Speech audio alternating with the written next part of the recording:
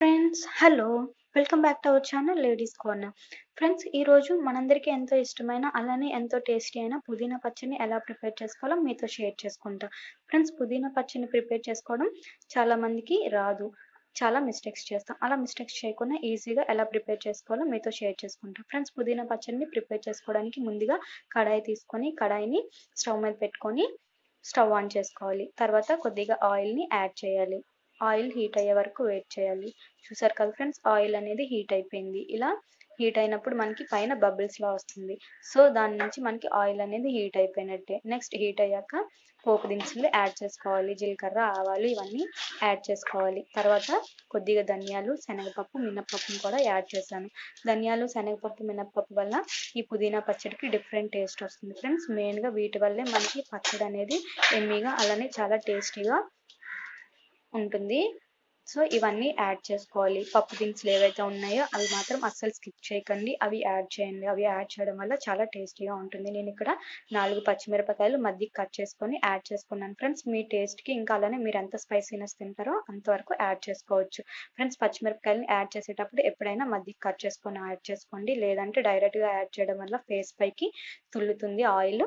So ఎప్పుడైనా పచ్చిమిరపకాయలను add చేసేటప్పుడు మధ్యలోకి కట్ చేసి మాత్రమే యాడ్ చేసుకోండి. చూసారు కదా ఫ్రెండ్స్, మనకి పచ్చిమిరపకాయలు అనేవి కూడా బాగా ఫ్రై అయిపోయినాయి. ఇలా ఫ్రై అయినప్పుడు పైన వైట్ లేయర్ లా ఫామ్ అవుతుంది ఫ్రెండ్స్. సో దట్ మనకి పచ్చిమిరపకాయలు అనేవి కూడా బాగా ఫ్రై అయిపోయినట్టే. నెక్స్ట్ నేను ఇక్కడ 2 టమాటాస్ని తీసుకున్నాను ఫ్రెండ్స్. 2 టమాటాస్ని కూడా 4 పీసెస్గా, ఈచ్ టమాటా 4 పీసెస్గా కట్ చేసుకున్నాను. కట్ చేసుకొని ఇలా యాడ్ చేసుకొని ఫ్రై చేసుకున్నాను ఫ్రెండ్స్. ఇలా ఫ్రై చేస్తే ఆ టమాటా ఏదైతే ఉందో కొద్దిగా ఉడకకున్నా చాలా టేస్టీగా ఉంటుంది. చిన్న చిన్న ముక్కలు కట్ చేయకండి ఫ్రెండ్స్. కట్ చేసి ఇలా అయితే మొత్తం పేస్ట్లా అయిపోతుంది. నెక్స్ట్ నేను నీట్గా ఆకులు ఏవైతే ఉంటాయో పుదీనా ఆకులు సపరేట్ చేసుకొని దాన్ని 2 వాషెస్ చేసుకున్నాను ఫ్రెండ్స్. నార్మల్ వాటర్తో నీట్గా వాష్ చేసుకున్న తర్వాత థర్డ్ టైం వచ్చేసి సాల్ట్ వాటర్లో వాష్ చేశాను. సాల్ట్ వాటర్లో ప్రతిసారి కూడా ఏ వెజిటేబుల్ అయినా ఏ ఆకుకూరనైనా సాల్ట్ వాటర్లో వాష్ చేయడం నేర్చుకోండి ఫ్రెండ్స్. వాష్ చేసేలా అయితే దానిపైన జెమ్స్ అలానే క్రిములు ఏమైతే ఉంటాయో అవన్నీ తొలగిపోతాయి. సో మనకి ఫ్రెష్గా ఇంకా అలానే నీట్గా ఉంటుంది. ఇలా యాడ్ చేసుకోవాలి ఫ్రెండ్స్. ఇలా యాడ్ చేసుకుంటే మనకి పుదీనా ఆకులో ఉన్న వాటర్ ఏదైతే ఉంటుందో అది మొత్తం కిందకి ఫామ్ అయిపోతుంది. వాటర్ అనేది చాలా ఎక్కువగా ఫామ్ అవుతుంది ఫ్రెండ్స్ పుదీనా ఆకులకి. అప్పుడు మనం ఈ ఇంగ్రీడియంట్స్ యాడ్ చేసిన ఇంగ్రీడియంట్స్ అలానే ఈ ఆకులు ఇవన్నీ కూడా బాగా మిక్స్ చేసుకోవాలి ఫ్రెండ్స్. మీకు ఏదైనా క్లాత్ నుంచి కానీ లేదంటే మనం హ్యాండిల్తో హోల్డ్ చేసేది ఉంటుంది కదా ఫ్రెండ్స్, దాంతో కానీ మిక్స్ చేసుకోండి. మిక్స్ చేసుకునేటప్పుడు హైలో పెట్టుకోండి, చేతులు జాగ్రత్తగా చూసుకోండి. ఇలా హోల్డ్ చేసి మిక్స్ చేసుకోవాలి ఫ్రెండ్స్. ఇలా మిక్స్ చేసి ఇలా అయితే ఆకులకున్న వాటర్ అంతా కూడా రిలీజ్ అవుతుంది.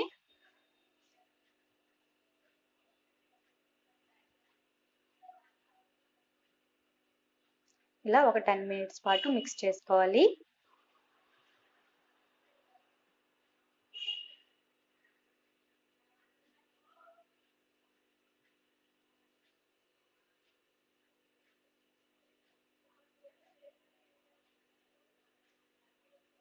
చూసారు కదా ఫ్రెండ్స్, ఆకులో నుంచి వాటర్ అనేది ఫామ్ అయింది.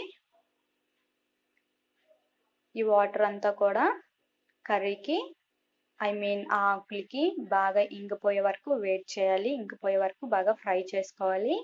ఈ పచ్చడికి కొంచెం టైం టేకింగ్ ప్రాసెసే కానీ చాలా టేస్టీగా ఉంటుందండి.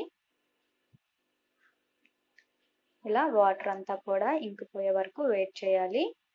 ఇలా సిమ్లో పెట్టుకొని మూత పెట్టుకునేలా అయితే ఇంకొంచెం బాగా బాయిల్ అవుతాయి.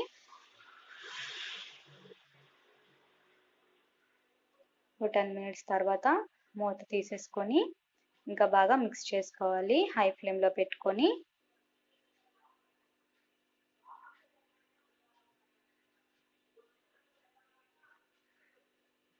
ఇలా వాటర్ అంతా కూడా ఎవాపరేట్ అయిపోయే వరకు వెయిట్ చేయాలి. ఇంకా పోయి ఎవాపరేట్ అయిపోవాలి ఫ్రెండ్స్. ఈ కర్రీ అంతా కూడా ఈ లీవ్స్ అన్ని కూడా దగ్గరికి అయిపోవాలి. ఈ కర్రీ టైప్లో ఉన్నదంతా కూడా దగ్గరికి అయిపోవాలి, ఫ్రై టైప్లో అయిపోవాలి. వాటర్ లిక్విడ్ ఏదైతే ఉందో అదంతా కూడా పోయే వరకు వెయిట్ చేయాలి.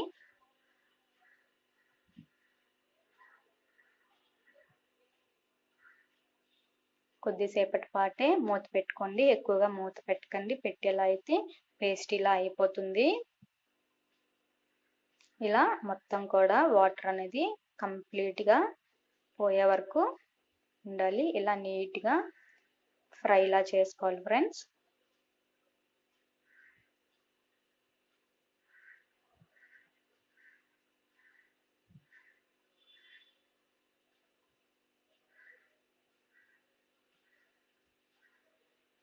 కొంచెం టైంని కేటాయిస్తే ఎంతో టేస్టీగా ఉంటుంది ఫ్రెండ్స్. ఇది వేడివేడి అన్నంలో, అలానే ఇడ్లీ, దోశ, చపాతీలో కూడా చాలా టేస్టీగా ఉంటుంది. నెక్స్ట్ మనం స్టవ్ ఆఫ్ చేసుకొని చల్లారే వరకు వెయిట్ చేసి ఒక మిక్సీ జార్లోకి తీసుకోవాలి ఫ్రెండ్స్. తీసుకొని ఫైన్ పేస్ట్లా ప్రిపేర్ చేసుకోవాలి. కచ్చాగా మాత్రమే చేయండి, మరీ పేస్ట్లా ప్రిపేర్ చేసుకోకండి. తర్వాత కొద్దిగా ఆయిల్ యాడ్ చేసుకొని మళ్ళీ పోపు దినుసులు అలానే ఎండుమిరపకాయలు యాడ్ చేసుకొని పచ్చివాసన పోయే వరకు ఇలా ఫ్రై చేసుకోవాలి ఫ్రెండ్స్. ఇలా లో ఫ్లేమ్లో కొద్దిసేపటి పాటు పచ్చివాసన అంతా పోయే వరకు ఫ్రై. సో ఇంతే ఫ్రెండ్స్. అలా ఫ్రై అయ్యాక వేరే బౌల్లోకి షిఫ్ట్ చేసుకోవాలి. చూసారు కదా ఫ్రెండ్స్, మనందరికీ ఎంతో ఇష్టమైన పుదీనా పచ్చడి. మీ అందరికీ నచ్చింది కదా. నచ్చినట్లయితే ప్లీజ్ లైక్ చేయండి, అలానే షేర్ చేయండి. నా ఛానల్ని మాత్రం సబ్స్క్రైబ్ చేయడం మాత్రం అస్సలు మర్చిపోకండి friends. Please subscribe my channel. Thank